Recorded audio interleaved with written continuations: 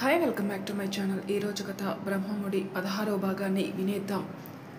సరే అక్క, నువ్వు చెప్పినట్టు నేను చేయడానికి ప్రయత్నం చేస్తాను.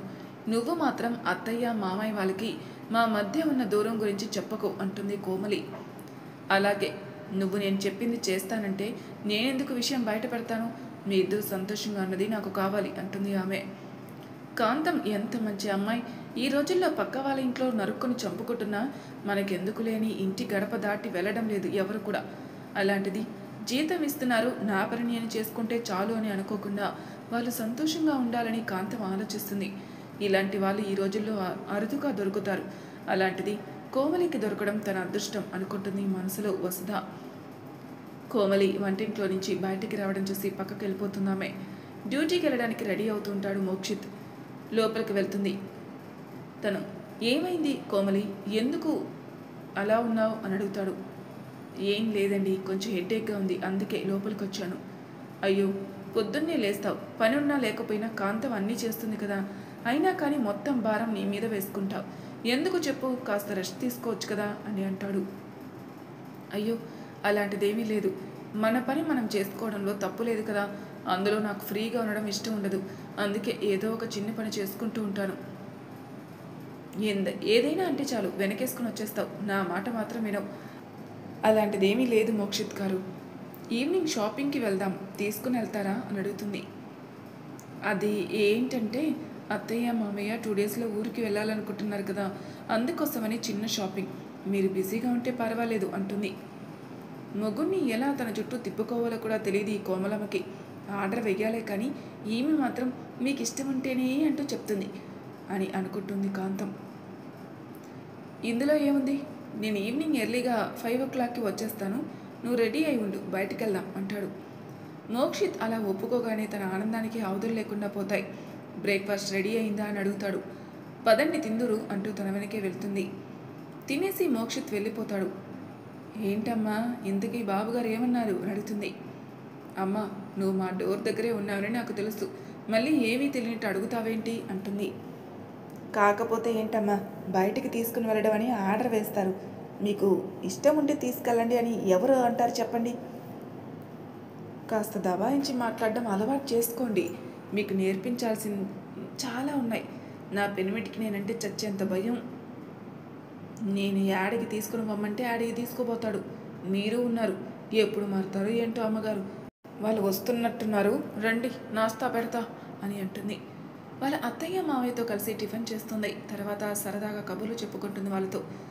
అత్తయ్య, ఇంకొక వారం రోజులు ఇక్కడే ఉండొచ్చు కదా అని అడుగుతుంది.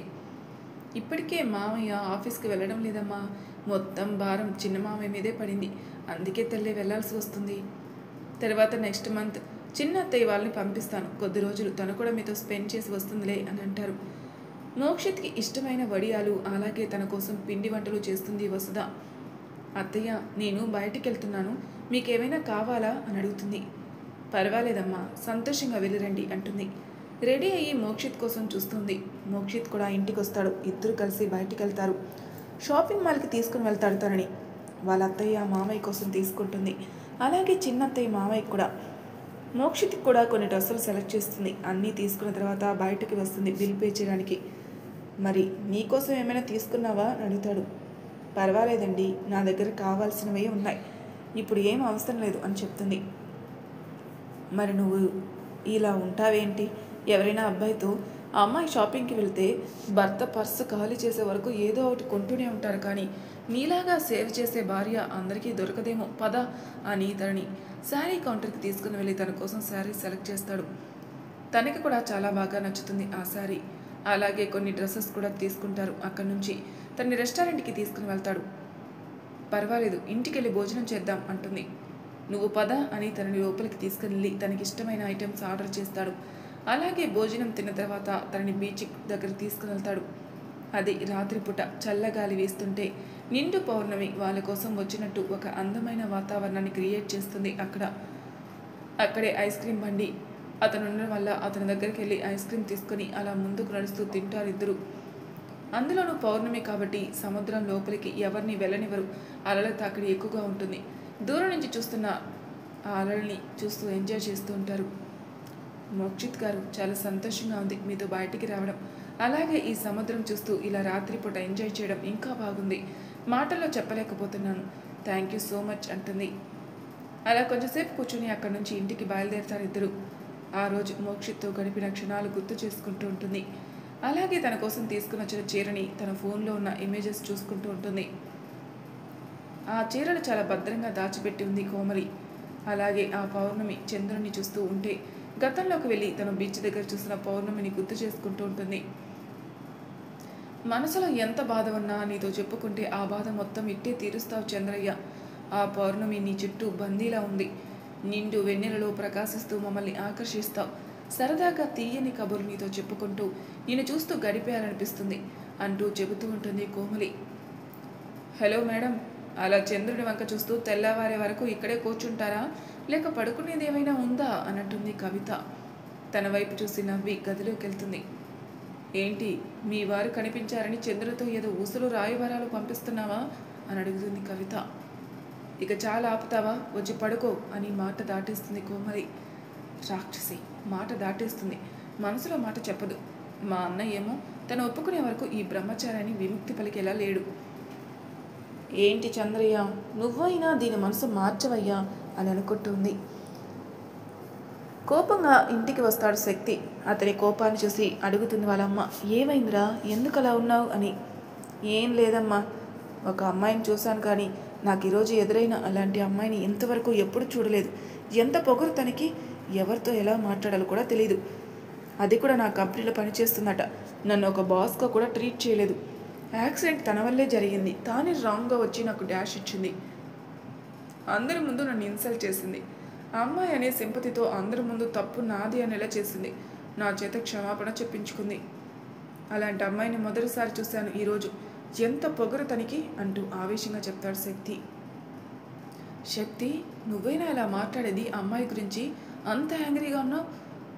మరి ఆ అమ్మాయి చేసిన పని అలా ఉందమ్మా. టోటల్ నా మైండ్ అంతా పిచ్చి పట్టినట్టయింది. ఎవరి ముందు తలదించని నేను తన క్షమాపణ చెప్పాను. అల్లరి చేస్తారు, అమాయకంగా ఉంటారు, కానీ ఇలా కావాలని గొడవపడే అమ్మాయి మాత్రం తనే అవుతుంది. తనని చూస్తే అమ్మాయిలందరూ ఇలాగే ఉంటారా అని కూడా అనుకుంటారు. నా ఆఫీస్లో పనిచేస్తుందని చెప్పింది కదా, తనకి టార్చర్ ఎలా ఉంటుందో చూపిస్తాను. అంత పొగరుగా నాతో మాట్లాడుతుందా, ఆ పొగరు మొత్తం పోయేలా చేస్తాను అంటూ ఆవేశంగా చెప్తాడు శక్తి. అయ్యో వదిలేరా, ఏదో అమ్మాయి పొరపాటున చేస్తుంటుంది. యాక్సిడెంట్ అన్నావు, దెబ్బలు ఏమైనా తగిలాయా అంటూ కొడుకుని పరిశీలనగా చెక్ చేస్తున్నామే. ఏం లేదమ్మా, అది చిన్నదే, కాకపోతే తను ఇష్యూ క్రియేట్ చేసింది. ఓ నాన్న, ఇప్పటికి ఆలస్యమైంది, కాస్త భోజనం తినేసి వెళ్ళి పడుకో. నాకు ఆకలిగా లేదమ్మా అని చెప్పి పైకి వెళ్ళిపోతాడు. తను వాళ్ళ అమ్మ పిలుస్తున్నా పట్టించుకోకుండా. ఏమైంది వీడికి, ఎంత ఫీల్ అవుతున్నాడు? ఆ అమ్మాయి ఏదో ఫ్రస్ట్రేషన్లో ఉండుంటుంది, అందువల్ల అరిచింది కాబోలు. దానికి ఎంతలా ఆలోచించడం అవసరమా అనుకుంటున్నామే. మొదటిసారి ఒక అమ్మాయి నన్ను అంతలా ఇన్సల్ట్ చేసింది. తను వదిలే ప్రసక్తే లేదు. ఇంతవరకు ఒకరి చేత కూడా మాట అనిపించుకుందే లేదు. మొదటిసారి తన చేత నేను తిట్టించుకున్నాను అంటూ తన చేతిని గోడకి గట్టిగా కొడతాడు కోపంతో. తర్వాత రోజు ఎవరితో మాట్లాడకుండా బ్రేక్ఫాస్ట్ కూడా చేయకుండా ఎర్లీగా ఆఫీస్కి వెళ్ళిపోతాడు. ఏమైంది వీడికి, నిన్నటి గొడవ ఇంకా మర్చిపోలేదా ఏంటి, టిఫిన్ కూడా చేయకుండా వెళ్ళిపోయాడు అనుకుంటూ ఉంది వాళ్ళ అమ్మ వెళ్తున్న శక్తి వైపే చూస్తూ. ఏంటమ్మా, గుమ్మం వద్ద ఎవరికోసమైనా కాపలా కాస్తున్నావా, ఇలా చూస్తూ ఉన్నావు అని అడుగుతుంది కవిత. అప్పుడు కవితకి రాత్రి జరిగిన విషయం గురించి చెప్తుంది వాళ్ళమ్మ. ఏంటమ్మా, తనకంత పొగరా? అన్నయ్య తెలిసి ఒక తప్పు కూడా చేయడు, అలాంటిది వాడు అనవసరంగా మాటలు పడ్డాడు. చిన్నప్పటి నుంచి నాన్న మీరు వాడిని ఒక్క మాట కూడా అనలేదు. అలాంటిది ఎవరో దారిని పోయే అమ్మాయి చేతిలో తిట్టించుకున్నాడంటే వాడికి ఎంత ఇన్సల్ట్గా ఉందో నాకు అర్థమవుతుంది. ఆ అమ్మాయి ఎవరో తెలియాలి, అప్పుడు తన సంగతి చూస్తాను అంటూ కవిత. సరిపోయారు ఇద్దరికిద్దరు. జరిగింది ఏదో జరిగిపోయింది, దాని గురించి వదిలేయకుండా ఇంకా మనసులో పెట్టుకున్నాడు వాడు. వాడికి బుద్ధి చెప్తామనుకుంటే నువ్వు ఇంకా వాడిని గొడవకి దింపేలా ఉన్నావే అంటుంది వాళ్ళ అమ్మ.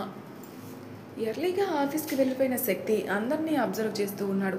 అప్పటికే స్టాఫ్ మొత్తం ఒక్కొక్కరుగా లోపలికి వస్తూ ఉంటారు. నీ మీద ఆవేశంగా అరిచేశాను. ఈరోజు బాస్ నన్ను చూశాడు అంటే అతడి చేతిలో నేను చచ్చాను. అందులో అగ్రిమెంట్ కూడా ఉంది. ఇక్కడ పని చేస్తే కంపల్సరీ 2 years పని చేయాలి. నాది ఇంకా 1.5 year కంప్లీట్ అయింది. ఇంకా 6 months ఉంది. ఇప్పుడు అతను నన్ను ఎంత టార్చర్ చేసినా భరించాల్సింది. అంతా మా బావదయ్య.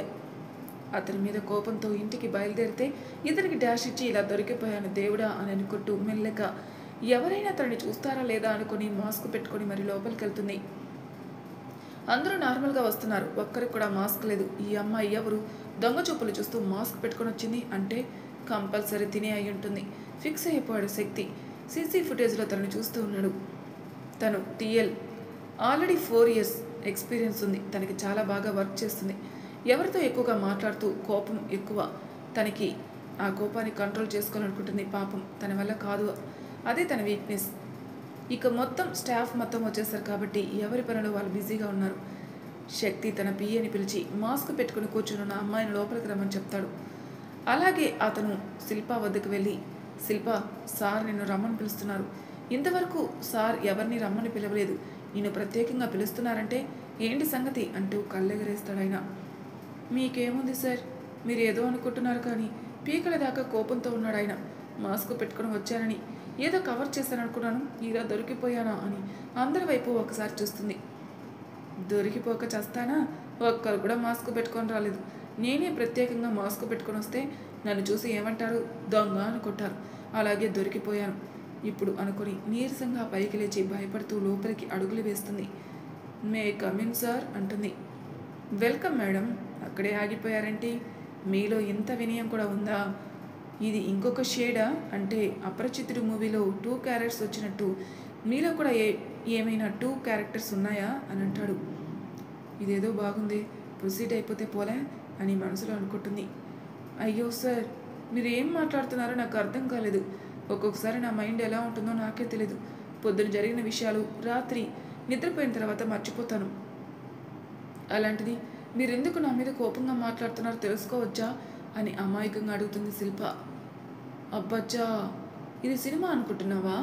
నువ్వేది చెప్పినా నమ్మేయడానికి?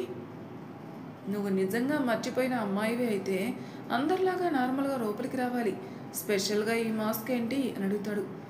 అంటే సార్, నాకు డస్ట్ ఎలర్జీ ఉంది అన్నట్టుంది. సారీ మేడం, మర్చిపోయాను. ఇది ఫ్యాక్టరీ కదా, ఇక్కడంతా దుమ్మి దుల్లితో కొట్టుకుని పోతూ ఉన్నాం కదా. ముందు జాగ్రత్త. మీరు భలే మాస్క్ పెట్టుకుని వచ్చారే. డస్ట్, ఇప్పుడు లోపలికి పోదాం. మీరు మాస్క్ తీసేశారు అని అంటాడు శక్తి. ఈరోజు వీడితో చేతిలో చచ్చిపోయాను అని మనసులో అనుకుంటుంది. సార్ ప్లీజ్ సార్, ఎక్స్క్యూజ్ చేయండి. ఇంకొకసారి మీ మీద కోపం మీ మీద చూపించరు అని రిక్వెస్ట్గా అడుగుతుంది. చూపిస్తారు. ఎందుకు చూపించరు? నేను బకరా గాని కదా, అందరూ ముందు ఇన్సల్ట్ అయ్యాను. ఆ బాధ ఎలా ఉంటుందో చూపిస్తాను నీకు. ఈ రోజు నుంచి నువ్వే నాకు పిఏవి, అర్థమైందా? యూ కెన్ గో నౌ అంటాడు. పెనం మీద నుంచి పొయ్యిలో పడ్డట్టయింది నా పరిస్థితి అనుకుంటూ వెళ్తుంది శిల్ప. మోక్షిత్ పరధ్యానంగా కూర్చొని ఆలోచిస్తూ ఉంటాడు. ఏంట్రా, అందంగా శిల్ప మాటలు గుర్తుకొచ్చాయా? అంతలా ఆలోచిస్తున్నావు? పోనీ పెళ్లి చేసుకోపోరా? దాని గోల మనకు లేకుండా పోతుంది. ఇంకొకసారి ఆ మాట మాట్లాడమంటే చంపేస్తానురా అంటాడు. అది కాదురా, తనకి మగవాళ్ళే దొరికినట్టు మన ఇద్దరి మీద పడి ఏడుస్తూ ఉంటుంది కదా. నాకంటే పెళ్ళైపోయింది, బ్రతికిపోయాను. మరి నువ్వే కదా సింగిల్గా ఉన్నది.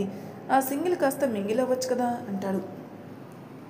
తనని కొట్టడానికి తన వెనక పరిగెడుతూ ఉంటాడు మోక్షిత్కి దొరకకుండా దీక్షిత్ కూడా పరిగెడుతున్నాడు. ఆగండ్రా, మరీ రోజు రోజుకి చిన్నపిల్లలు అయిపోతున్నారు మీరు. మిమ్మల్ని చూస్తే నీ కొడుకు కూడా నేర్చుకుంటాడు. అమ్మా, నాకు ఒక డౌట్ ఉంది, దాన్ని క్లారిఫై చేస్తావా? ఏంటో చెప్పు అని అడుగుతుంది. ఏం చెప్తాడా అని చూస్తూ ఉన్నారు. మనిషిని పోలిన మనిషి ఉంటాడు అని అంటారు కదా, నిజంగా ఉంటారా? ఎందుకు లేర్రా బాబు, ఈ మధ్య జపాన్లో అనుకుంటా ఒక వ్యక్తిని పోలిన వ్యక్తి దాదాపు ఒక 14 మెంబర్స్ వరకు ఆల్ వరల్డ్ వైజ్ వెతికి మరీ ఫోటోషూట్ తీసుకున్నారు. అలాంటిది ఇంకొక మనిషిని పోలిన మనిషి లేకుండా ఉంటారా అంటాడు దీక్షిత్. ఇంతకీ ఎవరిని చూసావు ఏంటి? కోమలిని అంటాడు. ఏంట్రా, ఏం మాట్లాడుతున్నావు? నువ్వు చెప్పింది నిజమేనా అని అడుగుతాడు. అవునమ్మా, మార్నింగ్ బిట్టుని బయటికి తీసుకుని వెళ్ళాను కదా.